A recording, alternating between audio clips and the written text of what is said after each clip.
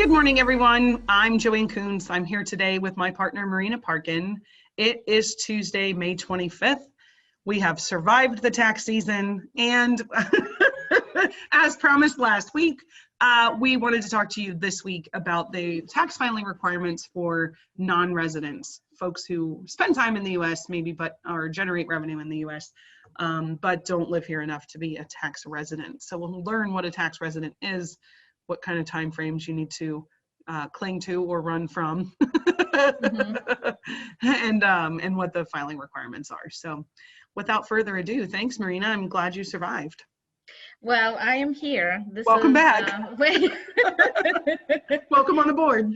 Survive is about all that we've done this year, let me tell you. And amazingly enough, this is a perfect time for this topic because non-residents are in the summers, you know, when they're here and they've got a filing requirement, this is a good time to catch them to get some information or whatnot. And this is about the time when they start also asking, do I need to file in US? And, you know, who am I and what do I do? So it's kind of a perfect time for us to talk about it. And you kind of hit the nail on the head to say, well, who is a non-resident alien? So what does that mean? Are you a resident? Are you a non-resident? So there's a couple of different things we want to look at here.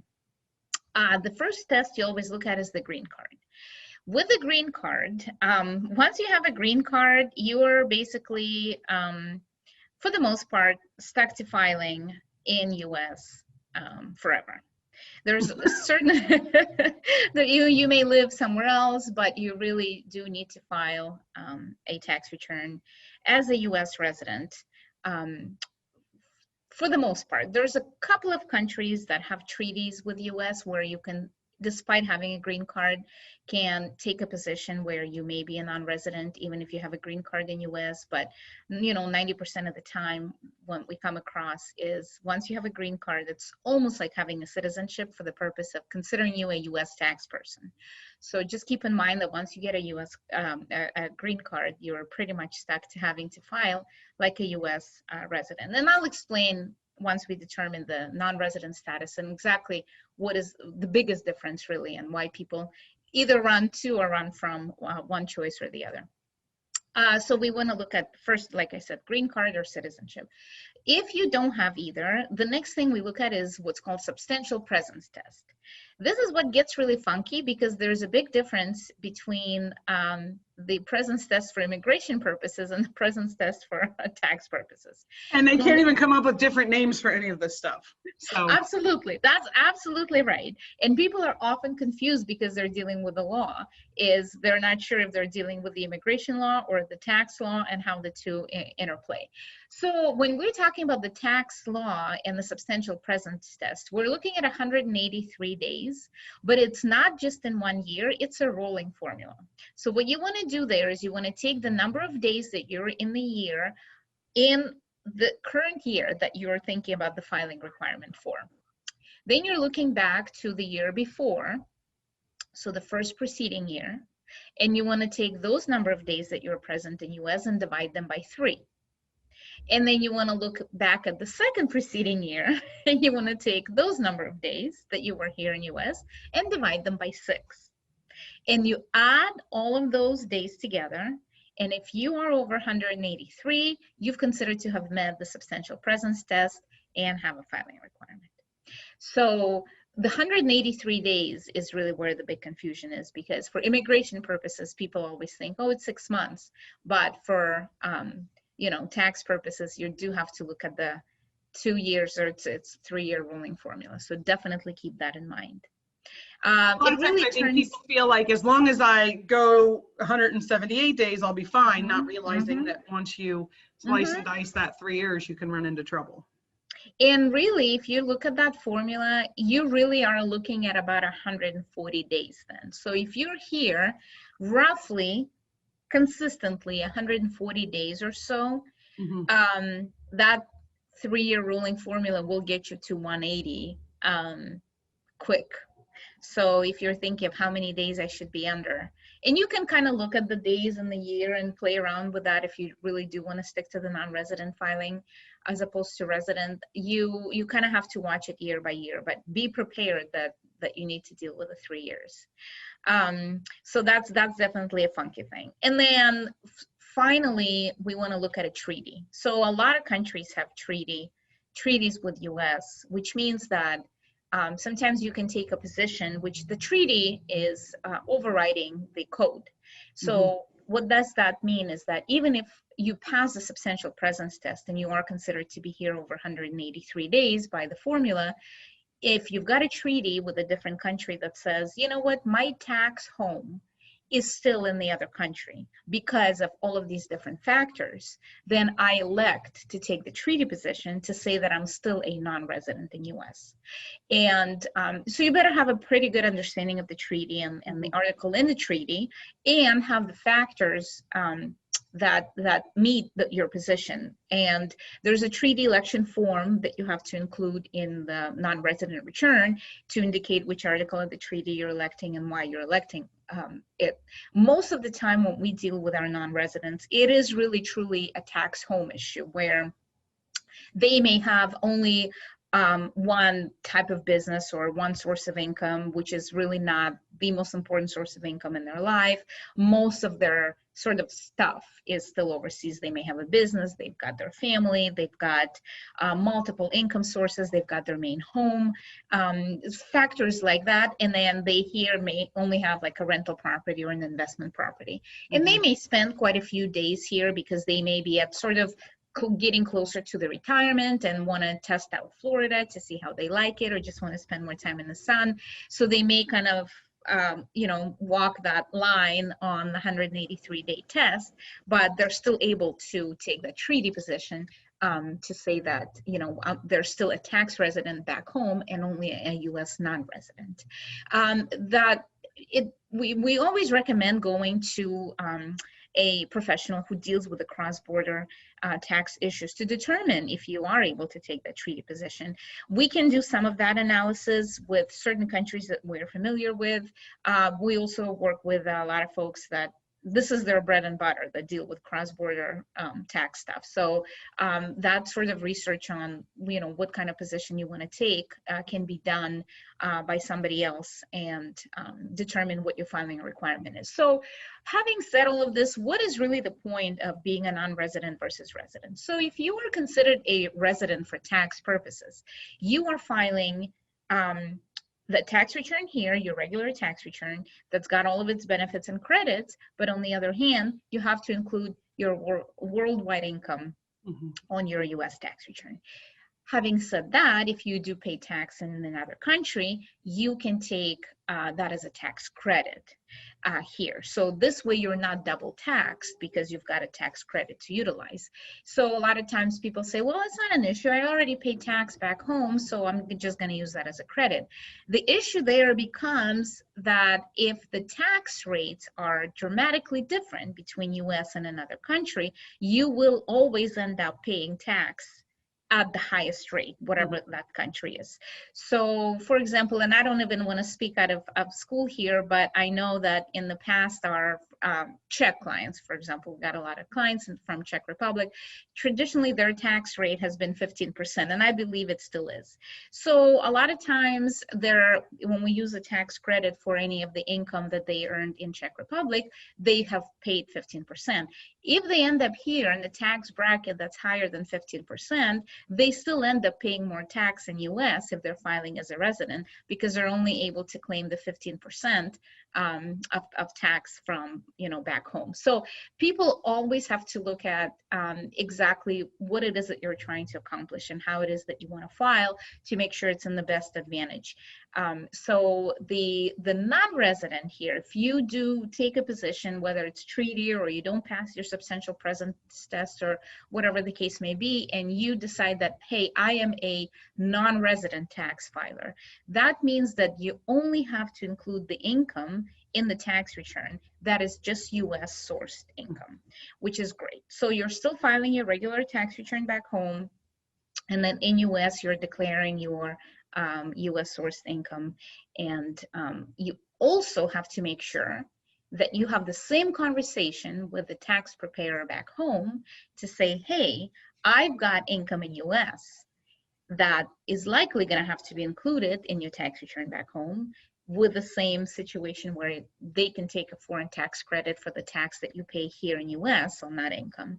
But the transparency and the all that reporting has been moving towards, you know, really being more open and available. And we just want to make sure that, you know, you're doing the right thing on both sides. So our job is always to say, hey, make sure you talk to your tax preparer back home and let them know that you've got a rental property here that needs to be reported. And oftentimes with my Canadian folks, we send a copy of our tax return that we prepared for them in US to their Canadian preparer, who can pick out the right things to include, as well as the tax credit that they can take. So it can get a little funky, but it definitely helps to have two tax people on both sides that have a concept of what's happening, so we can properly include everything and take the credit for it. So I guess now that you've determined who you are, and let's say we've determined that you are a non-US non-resident, now let's figure out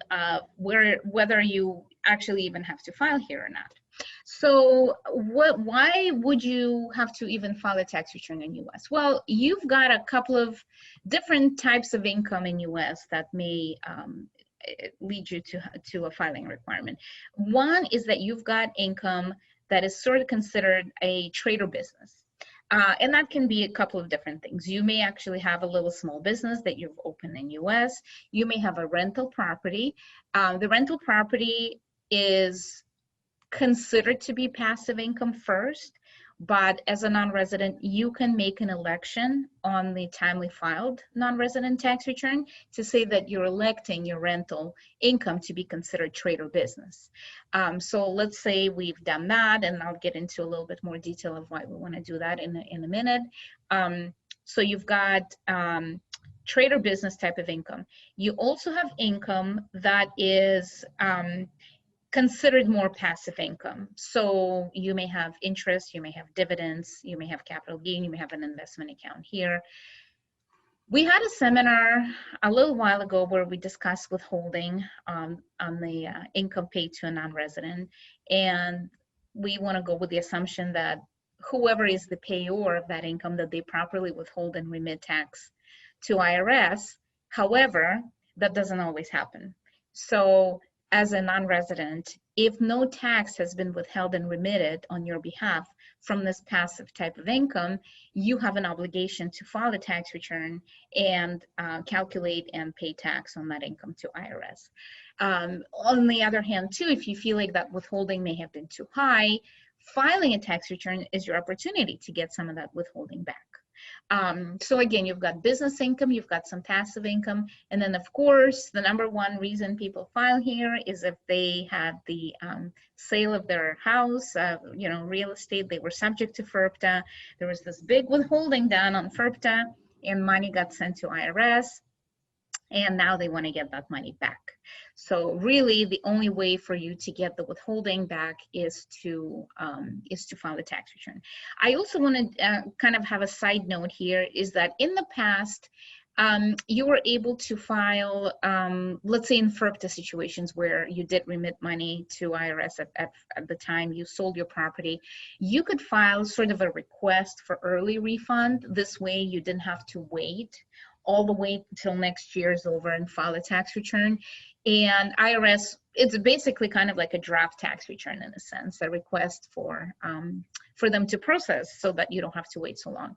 Unfortunately, and especially in the last couple of years with IRS being so just a mess in processing and stuff like that, we haven't really seen that those applications for early refund be successfully processed. And we actually have one case right now where we applied just to kind of try it, because the individuals ended up having a sale early in the year. They couldn't file a withholding certificate, so they remitted the tax, and we immediately did an application for early refund. And IRS doesn't even know what to do with it. They just sent the letter back to say, yeah, okay, we got your money, please file a tax return and get your money back. So they didn't even acknowledge that. So it's really, I think you know, filing a non-resident tax return to get that over withholding back is always a great idea, and you just have to file, you know, on timely. So how do you, I guess, how do you file? So this is what I also wanted to discuss a little bit, because depending on the type of income that you have, you may have kind of a different place where you want to include that. And not to get into too much detail here, because nobody really cares what line item things go on. The most important thing as a non-resident that you have to realize is that the form that you're filing is called 1040 NR. So it's 1040 for non-residents. And it seems pretty logical, like, yeah, I'm a non-resident, I file a 1040 NR. It's amazing, and Joanne, I'm sure you've seen this multiple times, where the non-residents come to you, they may have bought a rental property or they're selling it now, and then they say, well, yes, I did file the tax returns to report this rental income, but my preparer is gone, and now can you be my new preparer? We look at the form, it's a regular 1040. And you're kind of opening up yourself for, I don't want to necessarily say red flag or anything like that, but anytime you change from a 1040 to a 1040 NR, that may attract the attention of IRS. Because when they say, how are you being a resident filer all of a sudden becoming a non-resident? So you better have some explanation. Sometimes we include an explanatory letter to say we did that, but that was not right. We've paid the tax. There's no lack of compliance here, or we've paid all our taxes, but sometimes when it comes to IRS, it's not the substance over form, it's the other way around. And if they see the form number being a little weird, then they are just sometimes thrown by it. So we definitely want to make sure that if you do qualify as a non-resident filer, that we put that on a 1040 NR form.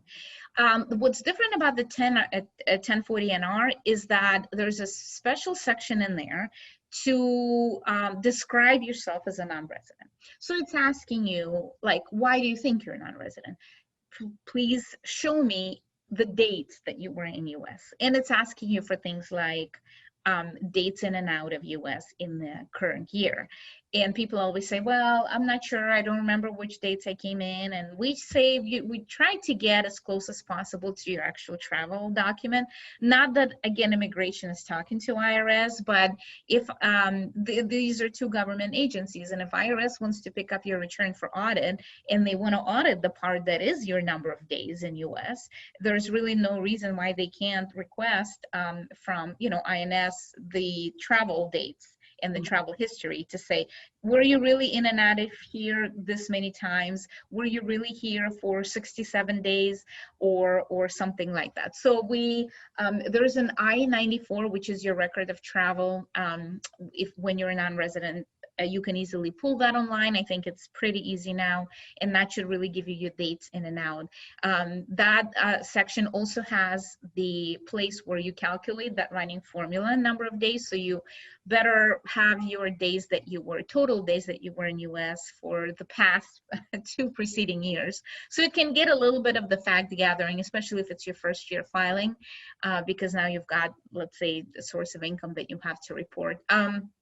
It's also asking you about your visa. So what kind of visa are you on?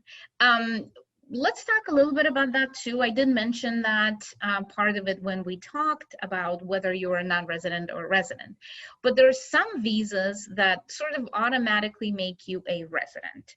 And then there's the visas that are a non-resident or non-immigrant type of visas. And oftentimes when we have somebody, E2 is the most common one. When we've got a client who's on E2 visa, we have to have this discussion, because although E2 visa allows them to stay here a full year and then they have a business, in fact, that's probably how they got it, is because they bought a business and the kids are here and all the other stuff.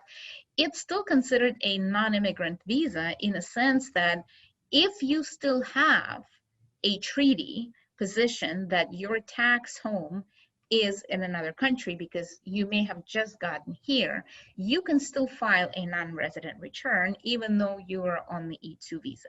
Again, the facts and circumstances are unique to every case, but we typically start with that visa conversation first.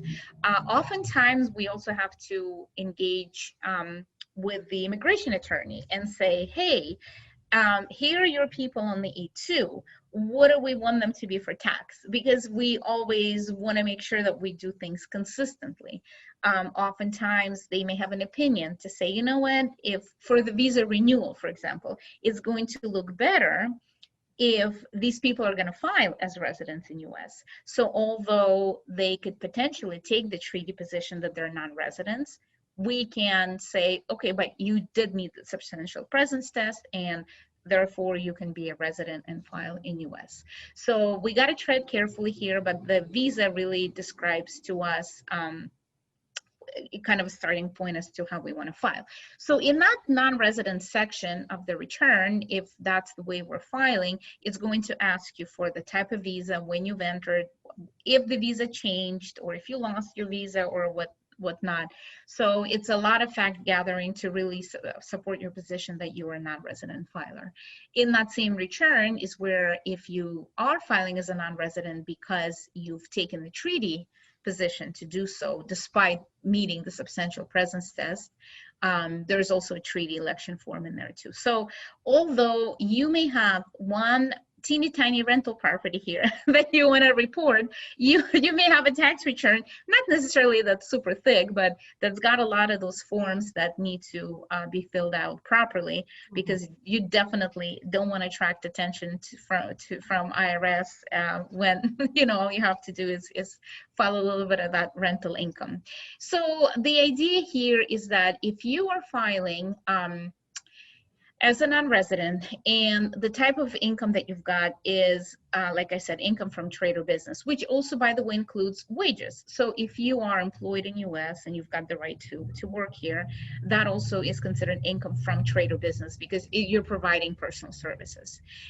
So any income that's like wages or trade or business, or your rental income, which you've elected to be trade or business, that is taxed at the regular US rates, which means it's taxed at graduated rate. So the first batch of your income is taxed at 10%, then it's 12%, then on and on you go to 20% and so on.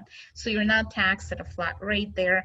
As non-residents, there's a couple of things that are not allowed. So for example, that $12,000 personal exemption that everybody gets, or deduction, that's standard. They don't get it. So they can get some itemized deductions, but very limited. So there's a couple of things that are not allowed, but for the most part, the actual tax rates are on the income that is personal services or trade or business are subject to the same rates as US. So a lot of the non-residents are very pleasantly surprised, especially if they're coming from countries whose rates are higher or whose rates are flat. So again, back to an example with a couple of my Czech clients that are used to that 15% sort of flat rate. Well, if they've got a rental property here that's not generating a whole lot of income, they find that they're paying 10, 12%. So they're really happy, because they're like, oh, well, we're paying less than we would be paying back home. So that's a great thing. And if you've got an income that's that passive type of income, so we're talking about an investment, interest, or dividends, capital gains, that's typically taxed at a flat rate. So that is going in a little bit of a different section of the non-resident tax return and subject to tax at a flat rate, with the idea that you would already have had that withholding done by whoever's paying you. But that is also your opportunity to file and be in compliance with that income. Let's talk a little bit about the rental income for the non-resident, and because we have quite a few folks here who that's really the reason why they're filing. I would say if I look at my non-resident group of clients, about 90% of them are related to either they have a rental, they sold, we have FERPTA to deal with and stuff like that. So what is the difference between having rental as passive income versus having rental as considered a trade or business? Rental starts out by being considered a passive income. If that's the way it's going to be treated and that's the way it's going to be taxed, the requirement is that you have to pay withholding of 30% of tax off the gross revenue. So whatever is the rental revenue you're receiving, 30% of that It can be reduced by, again, if there's a treaty between the countries that deal with passive income, it can possibly be reduced to, 15 or 20%, but you are taking that 30% off the top of the rental income, and you cannot deduct expenses against that. So, it's $3,000 a month you're receiving from your tenant. It's that times 30%, you're sending that to IRS. If you are electing for your rental to be considered a trade or business, then a couple of things happen here. Whoever's paying you your rental income, say your management company is collecting on your behalf, they are not withholding that 30% from the revenue. So you're receiving your full rental income. And the second biggest thing is that now you can claim expenses against it. So it really becomes like a business. You've got your revenue, and then you've got all the corresponding expenses. Whatever is left is the net income. If there's any net income left, then you're paying taxes only on the net portion. That election is done together with a tax return. So it's literally a check the box type of election, and it's got to be done the first time you're filing with a rental property. You don't have to check that box every single year if it's the same rental property, but you can.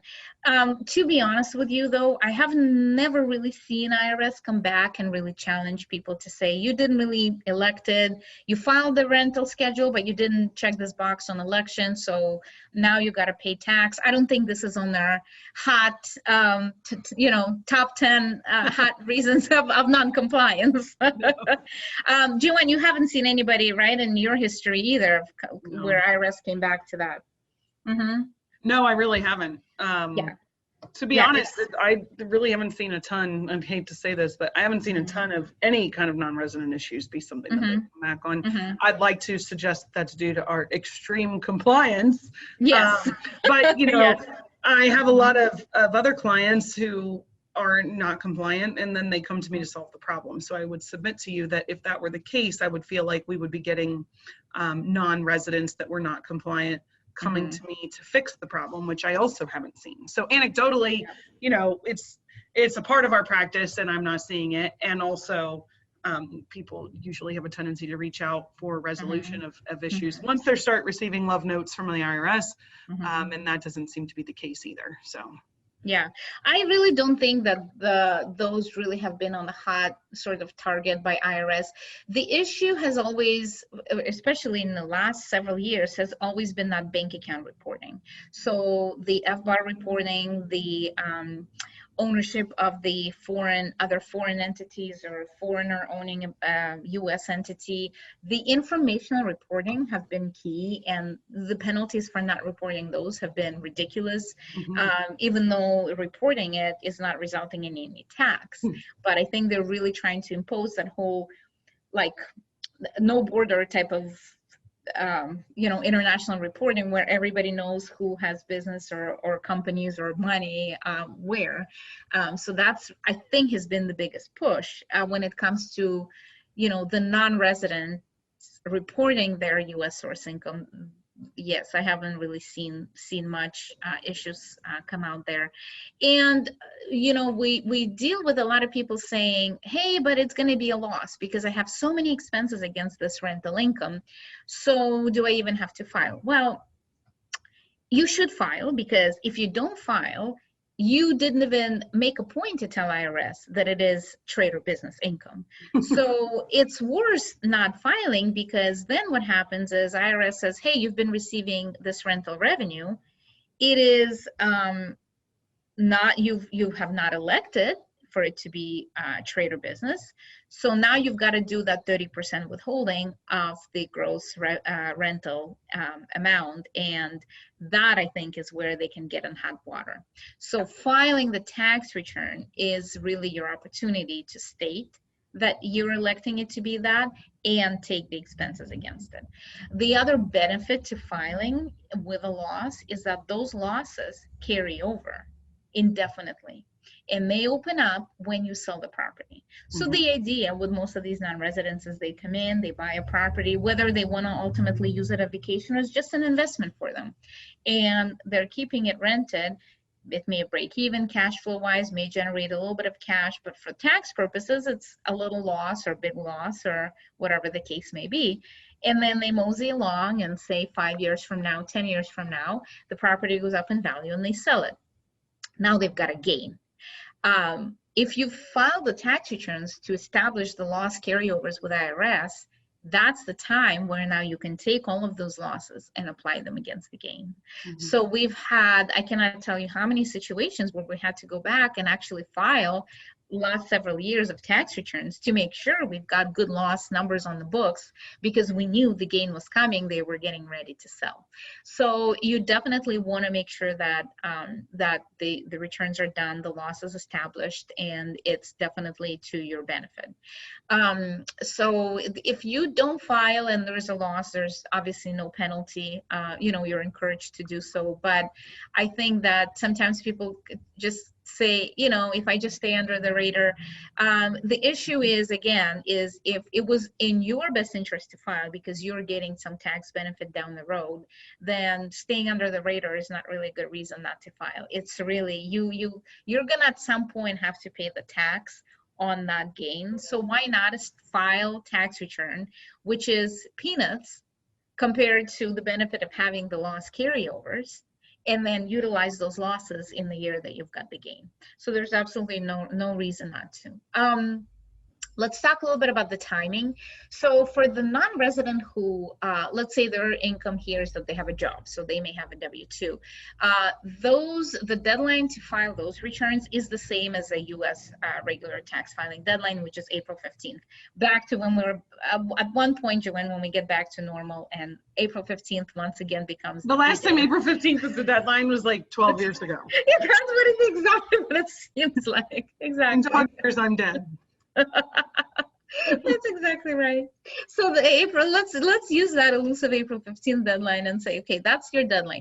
If the source of income that you have here is not from work, it's a rental property or a business that you own, then your filing deadline is June 15th. You can file an extension, just like a U.S. person can. The extension gives you 6 months. So technically, as a non-resident filer, you can extend your tax return until December 15th. It may seem totally unreasonable that you've got pretty much the whole calendar year to file your tax return, but there is a good reason for that. And when I first started working with non-residents, I said, oh my God, you have a whole year.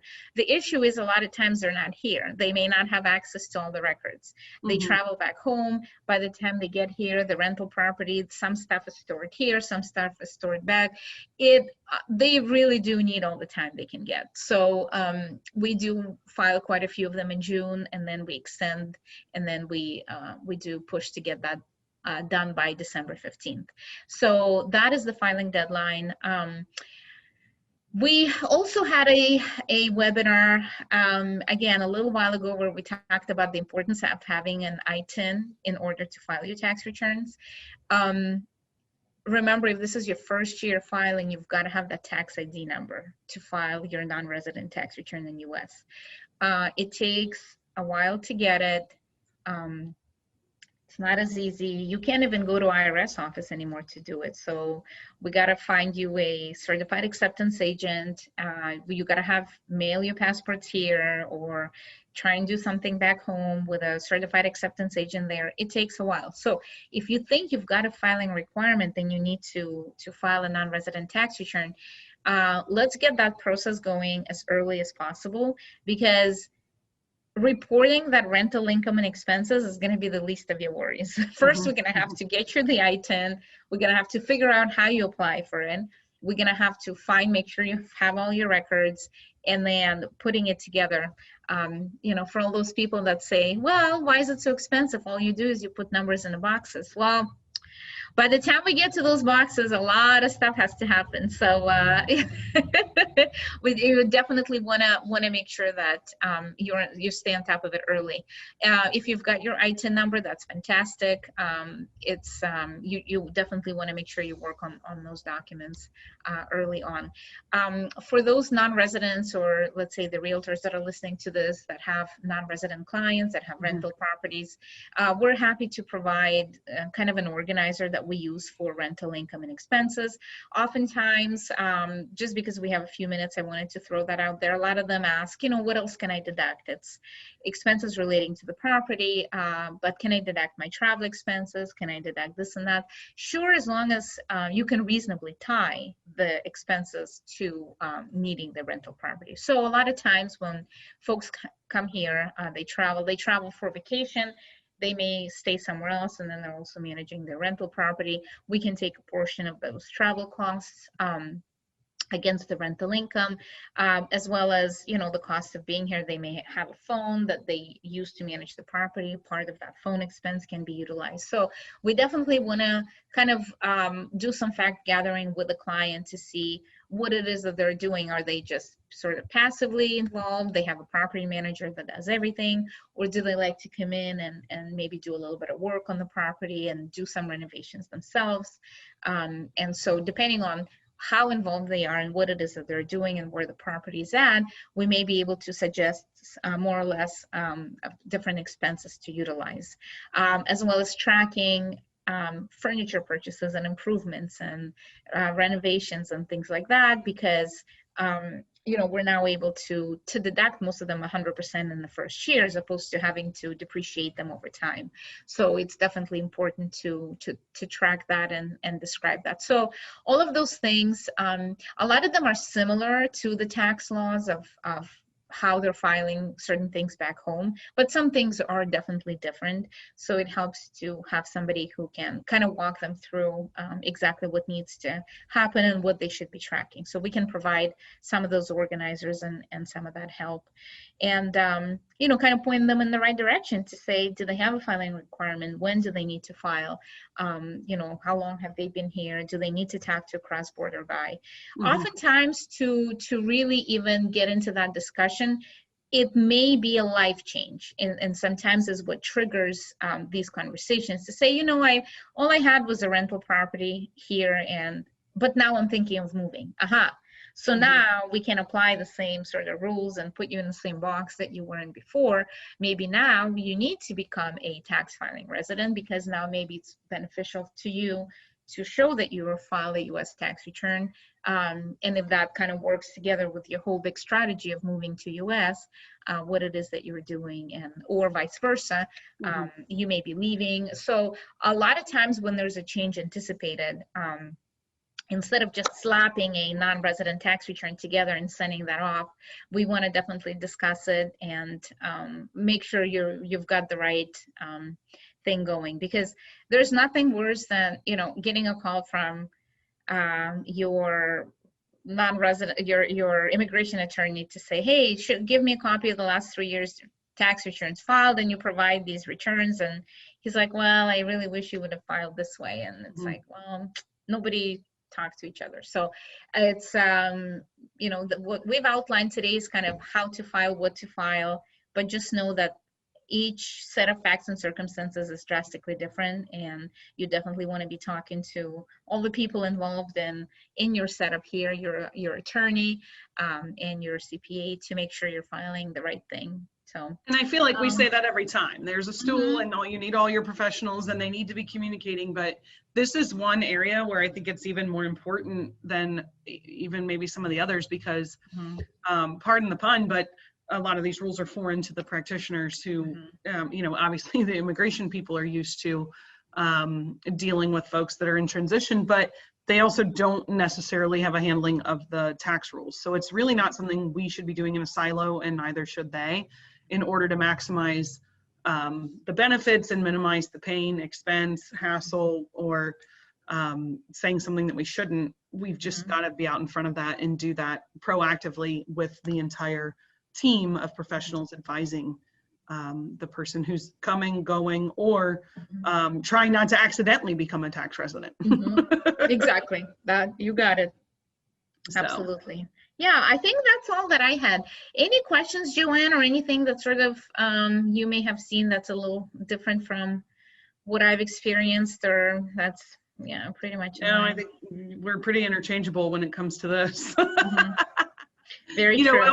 All of the issues that I see at this point really, you're spot on that it comes from a potential people contemplating a change in lifestyle. So moving here or leaving here and going back home, maybe there's an elderly parent or a reason to go back home, and getting out of the US in a manner that is tax friendly is something. The other thing that we see is if folks are coming to US and they need to button up some transactions at home before they do. Speaking of the tax treaty, there are certain countries that have zero or very low capital gains on certain types of dispositions of assets, be they stock or property. And if they come to the US first and then sell that stuff 2 weeks later, they're paying tax and not having the same benefit on the exemptions at home before they get to the US. So, you want to be careful about when you trigger that worldwide taxation in the US, and those are not bells that can be unrung. Oh, absolutely. Absolutely. Well, and we've seen a lot of that. In fact, we have one client where we had to really get into a lot of the research, because around 2017, when that whole GILTI tax and transition tax rules came out, 2017 became that crucial year that if you established residency in US, not only was all your worldwide income taxed, but also the cumulative earnings of the entities that you own back home became taxable, which hit people sort of unexpectedly. And so it was extremely important that if you were taking a position when you're moving here, that you're still a non-resident in 17 and not subject to that tax, to really have all your ducks in a row.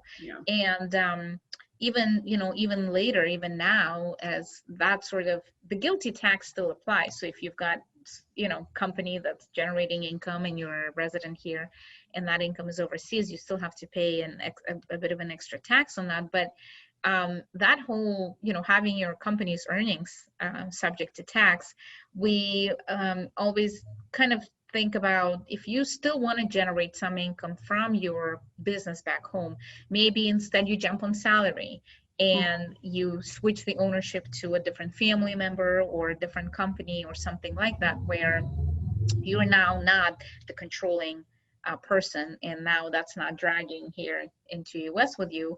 And the way you get your income still is probably salary, which is not a big deal because you declare your salary here, you take the foreign tax credit for the withholding that you've paid back home, it's clean. So a lot of that ownership change, which also has to take time, because you're like, well, I hate all my family, I'm not going to give them controlling interest of my company back home. That was one of the clients, like, oh, you want me to get rid of my company? And well, no, maybe disperse it to some, family members that are not your immediate family for attribution purposes. And like, we hate them all. Okay, great. Well, maybe we need a different plan. Marriage is temporary, equity is forever. That's right. Also spoken by a non-resident tax client. We get our planning tips from him. Follow us. Oh my That's goodness. True. That is hilarious. Who knew that you could have so much foreign tax fun, right? Goodness sakes. I can't. That's hilarious. Yep. Oh my goodness. Well, thank you so much. I'm glad to see that you've recovered so nicely from the insanity that was the season. It's nice to see your face again. So yeah. Now I'll be back as a regular again. Yeah, you kind of disappeared there at the end of the season. Yeah. So Yep. We're happy to have you back. For everyone else who has joined us today, as always, we record these webinars and distribute them so that you can check us out in your spare time, or share with your friends if you know someone who needs to watch it. You can find our webinars recorded on YouTube, on our YouTube channels, on our Facebook page, and on our Koontz Associates and Koontz Parkin websites. So thank you so much. We are always happy to hear what topics you'd like to hear about, so feel free to email us. We're going to take a break off for Memorial Day, and we'll see you in 2 Tuesdays.